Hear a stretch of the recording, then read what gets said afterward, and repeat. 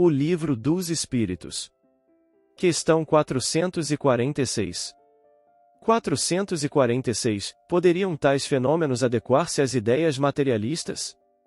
Aquele que os estudar de boa fé e sem prevenções não poderá ser materialista, nem ateu.